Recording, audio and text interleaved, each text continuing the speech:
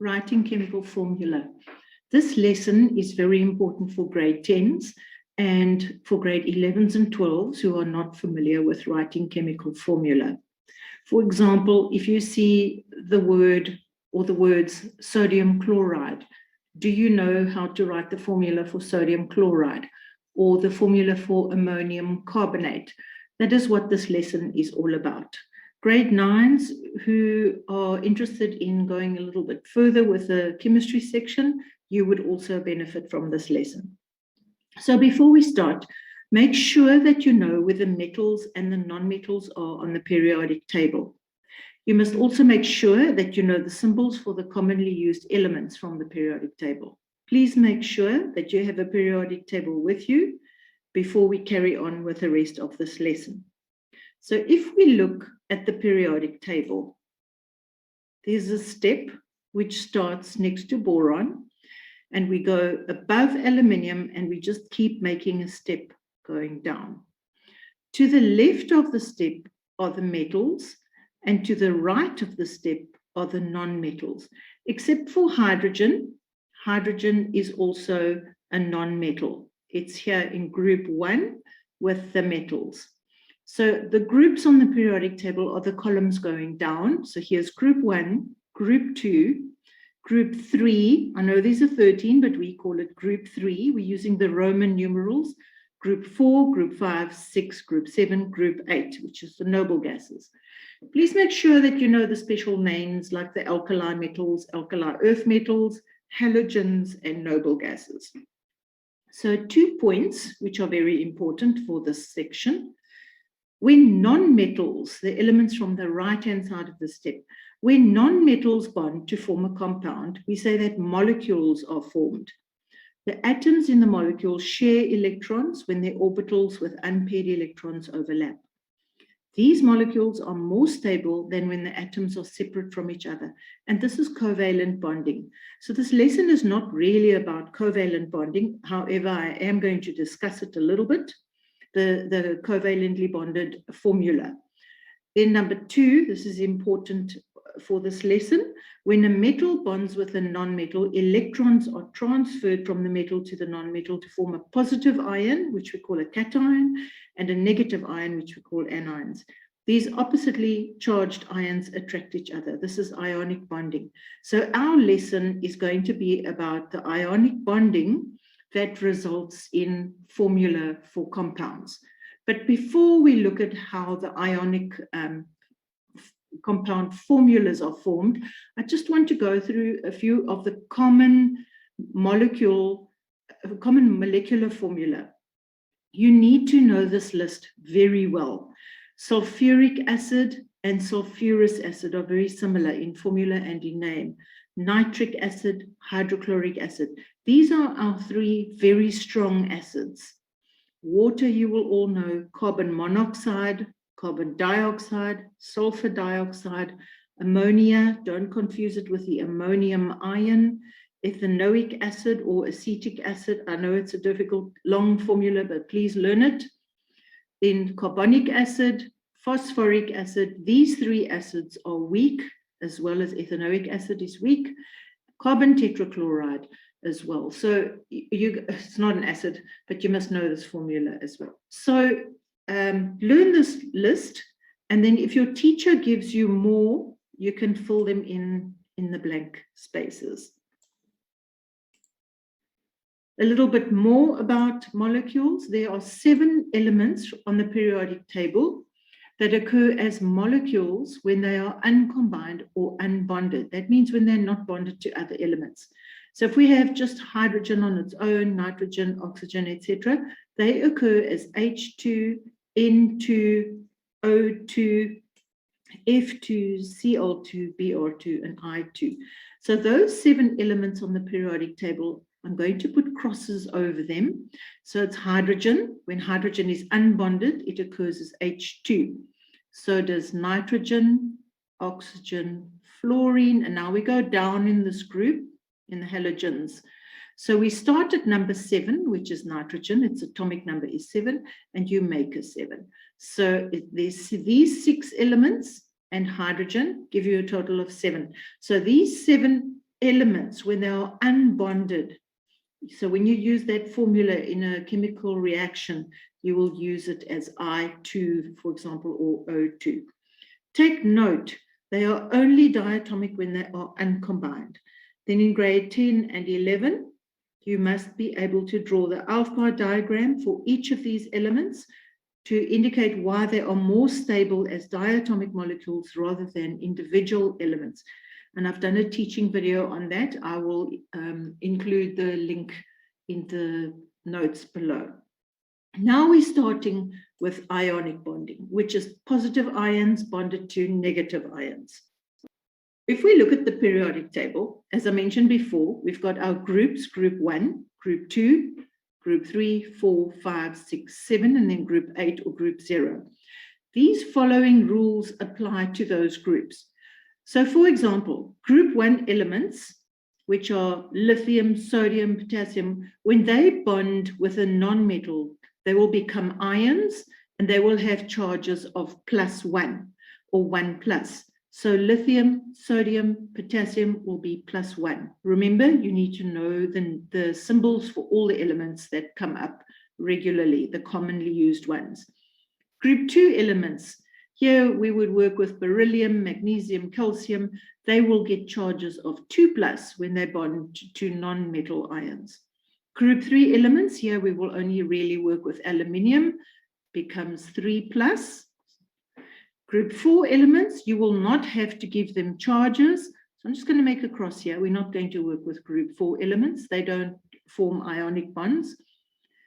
Group 5 elements, here we would work with nitrogen or phosphorus. These become the nitride ion and the phosphide ion. Their charges are -3 when they bond to metals. Because remember, now we're on the right of the step. We're now working with non-metals, so they would bond to metals. A metal bonded to a non-metal forms ionic bonds. So group 5 elements, we've said, become 3-. Group 6 elements, oxygen and sulfur, etc., would become 2-. These ions would be called the oxide ion and the sulfide ion. And then group 7 elements become -1. So fluorine becomes fluoride, chlorine becomes chloride, bromine becomes a bromide ion, and iodine becomes an iodide ion. And then the last one, last group, group 8 or group 0. 0 elements do not bond. They are stable. We call them the noble gases. They do not bond. So a quick recap. Group 1 elements, when they bond to non-metals, because remember, to the left of the step are your metals. So when group 1 elements bond to non-metals, they become +1 or 1+. Group 2 elements become 2+. Group 3 elements, here we just work with aluminium. It's a metal. When it bonds with a non-metal, it becomes 3+. Now we're going on to the non-metals. Group 5, they become 3- when they bond with metals. Group 6 become 2- when they bond with metals. Group 7 become 1- when they bond with metals.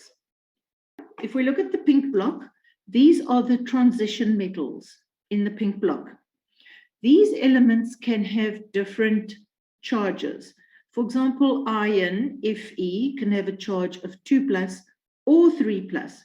Copper, for example, can have a charge of 1+ or 2+. So how do we know what the charge will be? All the other metals that we've discussed, or non-metals as well, depending on the group, that will give you the charge. But these are not in groups 1 to 8. So how are we going to know what the charge is? Generally, for your school syllabus, if you are not told, you take it as +2, except for silver. Silver will always have a charge of +1, and zinc will always have a charge of +2.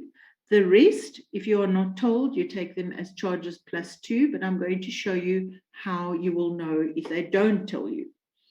So number 9, zinc ions will always be Zn2+, always. They don't have various charges like copper and iron, for example, and tin. Silver ions will always be +1. So please remember these two special ones. Then I mentioned that I would tell you how would we know the charges if they can be various numbers, but how are we going to know what they are? So for the transition metals, I'm going to include some examples of transition metals in these few examples so that you can see how we know what their charges are. So I've mixed them up with metals from the groups as well so that you can get used to seeing how to work with these substances. So for example, sodium fluoride. Sodium is in group 1. Please have your periodic tables with you. Group 1 elements become +1. Fluoride comes from fluorine. Fluorine is in group 7, and group 7 elements have a charge of -1. We need to make sodium fluoride's formula neutral. So we need 1 sodium ion, because it's +1, for every fluoride ion, or 1 fluoride ion for every sodium ion. These two together will give you a neutral substance. So my formula is NaF, and we're done with that one. That is the correct formula for sodium fluoride. Iron3 oxide. Now, iron is a transition metal. So they told you what the charge is by using Roman numerals, and that is stock notation. So I'm going to go up to the rule. Stock notation, when you see Roman numerals in brackets, you are being given the positive charge of the ion. So if they say Iron3 oxide, it's Fe3+, because of this 3. They're telling you that it's 3+. Remember, it's always going to be a positive charge. And oxide ions, how do we know that they're 2-? Because oxygen is in group 6. And group 6 elements, when they form ions, it's 2-. So we need to make iron oxide neutral. So it's Fe3+, because they told me it was iron 3, and O2-, because oxygen is in group 6. Now I need to make these neutral. If I add 1 iron 3+ ion to oxide 2-, I'm still going to have a charge of +1. So here I'm going to choose the lowest common multiple, which is 6, and I'm going to make my total positive charge add up to 6. So I need 2 of those, which gives me a total positive charge of 6. Now I need to have a total negative charge of 6. So I need 3 oxide ions. So now I have a total negative charge of 6 and a total positive charge of 6. So my formula is Fe2O3. What some of your teachers may show you, which is a good idea to use this method if you have a substance like this, Fe3+, because of the 3 that you were given in Roman numerals, and O2-, because oxygen is in group 6, you can just move the 3 there and move the 2 there, and then you end up with Fe2O3. But don't be too confident with this, because I'm going to show you an example just now where it doesn't quite work like that, which is the next example. Lead-4 oxide. Lead is Pb. That's one of the common elements. You must just know all of these in this, all of the elements in this video. You must know the formula, the symbols from the periodic table. So lead-4, this is a Roman 4, so it's a 4+ charge. And again, I have oxide, which is from oxygen in group 6, so it's 2-. Pb4+ has to bond to an oxide ion, so it's 2-. So make it neutral. So I'm just going to add another oxide ion. So this is a total of 4+ and a total of 4-. So my formula is PbO2.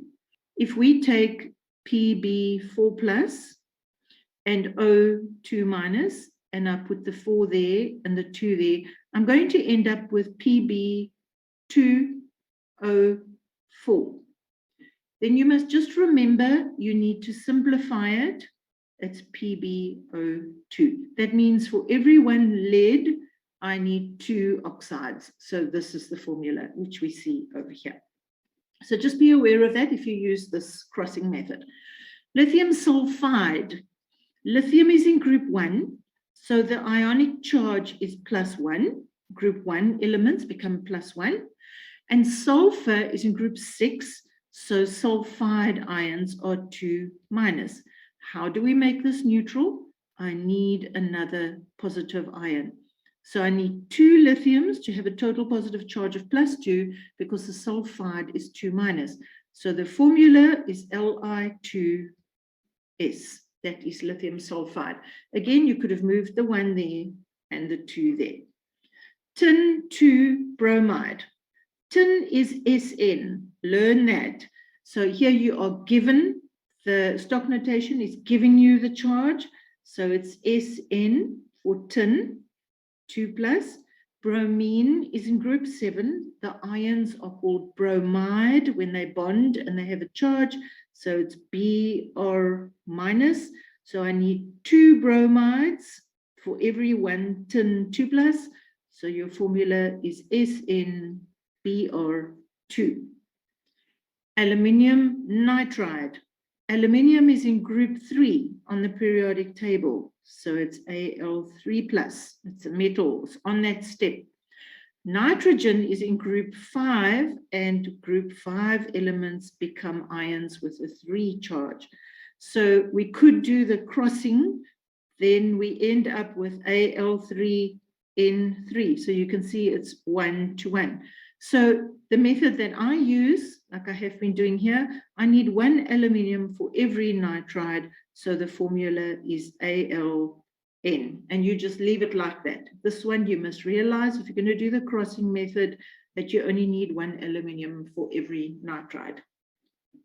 Remember, you have to make the formula neutral. Your teachers don't want to see your working out. They want to see the final formula for each one.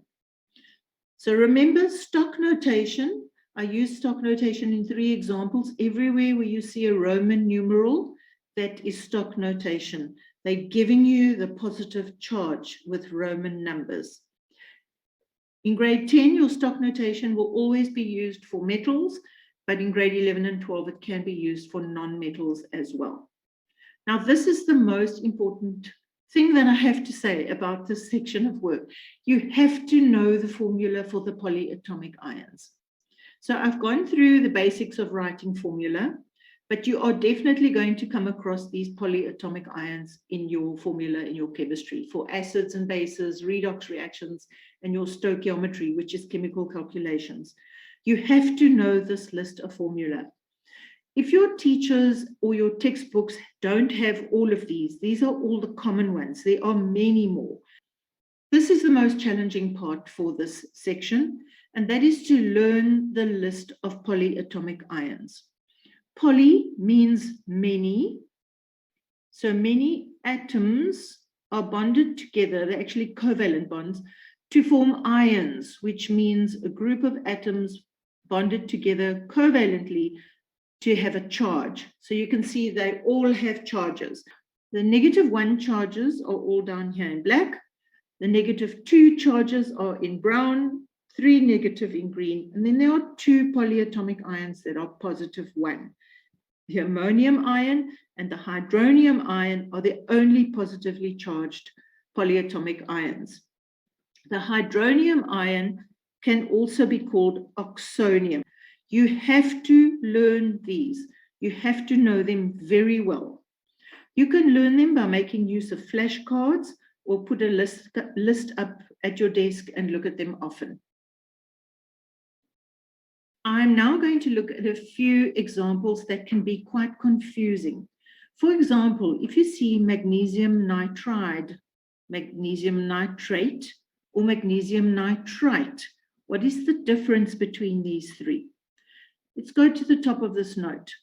When the name of a compound ends with IDE, example sodium chloride, magnesium nitride, hydrogen sulfide, the "ide" part means that it is an ion of the element, negative ion of the element, because negative ions are anions, from the periodic table, and it is not a polyatomic ion, except for the hydroxide polyatomic ion. So whenever you see IDE, you know that you must look in the group 5 or 6 or 7. They're nonmetals, and when they form ions, it will end with IDE, again, except for the hydroxide. So magnesium nitride means you must use nitrogen from your periodic table. It is in group 5. Group 5 elements become 3-. So the nitride ion is a nitrogen with a charge of 3-. Magnesium is in group 2, so it becomes 2+. So you can just do the crossing method and you see it's Mg3N2. But when it ends with a Te, then it's a polyatomic ion. Magnesium nitrate. Magnesium is in group 2 again, and the nitrate ion is NO3-. You can check it on your polyatomic ion list. So we need 2 nitrate ions for every magnesium ion. And nitrates work together as a family. So we need to put brackets around it and then indicate that I need 2 nitrates. I need 2 of these to cancel out the 2+, because each one of these is -1. And then a similar argument for magnesium nitrite. The nitrite ion is NO2-1. I need 2 of these because they each -1 to cancel out the +2 for the magnesium. So we put a bracket around the nitrite with a 2 on the outside. Then another few that can be confusing. I'm using sodium with sulfide, sodium sulfate, sodium sulfite. If it's IDE, you must find sulfur on the periodic table. It's in group 6. Group 6 elements become 2-. Sodium is in group 1. So I need 2 sodiums for every sulfide. So the formula is Na2S, and that will make it neutral. For sodium sulfate, the sulfate ion, SO4 2-, is on your polyatomic ion table that on the previous page. It's on the list. So that's 2-. So I need 2 sodiums. And so that's going to be Na2SO4. But why did I use a bracket here and not here? That is because the ion that I require 2 of is a monoatomic ion. It's an ion that consists of 1 atom. Here, the ion that I needed 2 of was made up of more than 1 atom. So I had to put it in a bracket. So I need 2 sodium ions. So if I put the 2 there, everyone can see I have 2 sodium ions and 1 sulfate ion. Here I needed 2 polyatomic ions. Then we use brackets. If you use 1 polyatomic ion, you don't need brackets. Now sodium sulfite. It's a T, so it's not sulfur off the periodic table. It's a polyatomic ion, which is on our list. Sulfite ions are SO3 2-. Learn that. Sodium is from group 1, so it's +1. So I need 2 sodium ions for every sulfite. It's a monoatomic ion, so I don't need a bracket. The aim is to make the formula neutral. You must have no positive or negative signs in your formula, in your final formula. Polyatomic ions must be in brackets when more than 1 polyatomic ion is needed in the formula. And the positive ion is normally written first. I'm going to do some more examples with polyatomic ions. The first one is calcium sulfate. Calcium is in group 2. Group 2 elements become +2. Please have your periodic tables with you so that you can check every single element that I'm using. Calcium is from your periodic table. This is a polyatomic ion, so it's not on the periodic table. It's on the list that I put up on a previous page. So we need 1 calcium ion for every sulfate ion. You need 1 of each ion to have a neutral compound. So this is your formula, CaSO4. No brackets because I need 1 of each. Please take note, these are both capital letters. This means sulfur, that means oxygen. Number 2, aluminium hydroxide. Aluminium is in group 3. Group 3 elements become +3, and the hydroxide is your polyatomic ion, which is -1, the charge. So I need 3 hydroxide ions to cancel the +3 on the aluminium ion. So it's a polyatomic ion, and I need 3 of them. So I'm going to put the hydroxide in brackets and put a little 3 on the outside. So it's Al bracket OH bracket 3. Please take note, both capital letters, because they are 2 separate elements that make up the polyatomic ion. Number 3, potassium phosphate. Potassium is a K, it's in group 1, so it's K plus 1, we don't write the 1. Phosphate is in green on your polyatomic ion list. You must just learn it. So I need 3 potassium ions to cancel out the 1 phosphate, because it's 3 times +1 to cancel out the 3 minus. So we say K3PO4. All of these are capital letters for 3 different elements: potassium, phosphorus, oxygen. We have no brackets here, as we only have 1 polyatomic ion. We have 1 phosphate ion. Number 4, ammonium carbonate. This is 2 polyatomic ions bonding together. Learn them. Ammonium is NH4 plus 1. Carbonate is CO3 2 minus. How are we going to make this neutral? By having 2 of these ammonium ions. So 2 ammonium ions bond to 1 carbonate, and that'll give you a neutral formula. So I need 2 polyatomic ions of the ammonium ions. So I'm going to put a bracket around the ammonium ions and have a 2 outside the bracket. So this means 2 ammonium ions bond to 1 carbonate ions. And now we have the formula for ammonium carbonate, a neutral formula. Now our first worksheet consists of 18 questions. So this is my working column. And this is the answer for the final formula that your teacher wants. So I'm going to do just a few of these so that you can see how it is done. Copper to chloride. Copper is a transition metal in the pink section of the periodic table. Copper is Cu. So it's Cu. What is the charge? 2 plus, because of the Roman numeral. Chlorine is in group 7. So a chloride ion is Cl -1, because group 7 elements become -1. So you can use this crossing method, and you will see the formula is then CuCl2. Or you can figure it out this way. I need 2 chloride ions to cancel out the 2 plus for the copper. Another one, I'm not going to give you the final answer, but I'm going to help you to start it. Potassium is a K in group 1. The permanganate ion is a polyatomic ion on your list. It's MnO4 -1.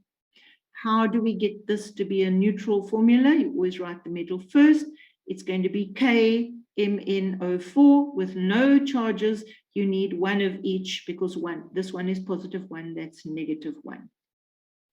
I'm going to do one more. I'll do number 8. Manganese is Mn. Mg is magnesium. Manganese 4 nitride. So it's manganese 4. That means it's got a 4 plus charge. Nitride comes from nitrogen, which is in group 5. So it's 3 minus. So here you can do the crossing method. So this list of questions consists of 18. So you can do the whole list and give yourself a mark out of 18 when you mark it. The next question, there are 47 formula that you can practice. So I'll put all these answers on the screen briefly at the end of this lesson. And those of you who use the study guide, you will have the questions and the answers. And I'll put how to get hold of the study guide. I will put that in the notes below the video. Iron to Chloride needs to go in here because iron will bond with chloride. So at the top, I've got all the positive metal ions, and down the side, I've got all the negative ions, the anions, which are made up of non-metals. So the first one has been done for you. Zinc, remember zinc is always Zn2+. It was that rule number 9. Chloride is going to be Cl-. So a good idea for you would be for each one of these to write in the formula for your negative ion. So nitrate with a T is not from the nitrogen element, it's a polyatomic ion. Here's your nitrogen element because it's IDE. So you go find it on the periodic table, group 5 becomes -3. So you can look at your polyatomic ion list and you can fill in all these ions down here, which will make it easier for you to fill in the answers. So I'm going to do one more with you. I'll do lead 4 nitrate. So we'll do this one. So lead is Pb and it's 4+, and nitrate is NO3-. So for every 1 lead, which is 4+, I need 4 of these because these charges are -1. So I'm going to have Pb, and I need 4 nitrate ions. It's a polyatomic ion, so there's your answer. So you're going to work out all of these answers, and again at the end of the video, I'll put them all up on the screen, then you can pause and you can mark your work. The next worksheet, you have to write down the name for each of these each of these substances, and that is out of 20. Whenever your metals are from the pink block, transition metals, you must give the stock notation, except for silver and zinc, because silver is always +1 and zinc is always +2. So for example, if we have sodium carbonate, sodium is in group 1. It's not a transition metal. You don't need to give stock notation. But iron, Fe, is from the pink block. There you would have to give stock notation. Again, lead, copper, cobalt. So if your metal is from group 1 to group 3, you don't have to give stock notation. So the name for this, it's sodium carbonate, calcium hydroxide. So for example, I'm going to do number 3 and number 4. Chloride ions are Cl-. So I'm going to work here, Cl-, and here we also have chloride ions, Cl-. But here I've got 2 chloride ions and 1 iron. So what must the charge of the Fe, the ion, be to cancel out these 2 negatives? It must be 2+. So the name for this substance is iron 2 chloride. Here I've got 3 chloride ions, Cl-, Cl-. So what must the ion, the Fe charge be to cancel out this -3? It must be 3+. So the name of this substance, you wouldn't show your working out here. You can do it on a loose piece of paper. So this formula's name is iron 3 chloride. So whenever it is a metal that is not in group 1, 2, or 3, for example, beryllium is in group 2, so you don't need stock notation, nor for aluminium. But lead, copper, for zinc you don't have to, as I mentioned at the top, and neither for silver. So try and do all these worksheets. Give yourself the mark out of whatever it is, and see how you do. The total is out of 85. So I promised you the answers at the end of the video. So I'm going to leave this up for a while. I'll scroll down now. You can pause and mark your work. Just something I want to point out. Whenever you have the ethanoate ion, it can also be called acetate, as you can see from the polyatomic ion list. You can either put the metal in the front of the acetate ion or at the back of the acetate ion. So here are the rest of the answers. for the first worksheet. Again, number 14 is calcium acetate. You can put the metal before the acetate, or you can put the metal ion after the acetate. That's the only example for you guys at school where you are allowed to put the positive ion at the back. So here's your answers for the rest of worksheet 1. Here are the answers for worksheet 2. You can pause and mark your work.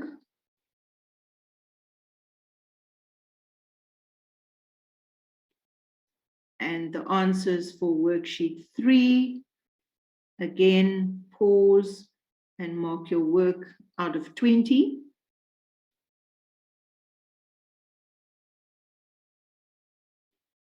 At this stage, you should really not have any problem with writing ionic chemical formula. Please take note, in all of these examples, you have a positive ion bonded to a negative ion. You have to make the formula neutral. Then you can give yourself a mark out of 85.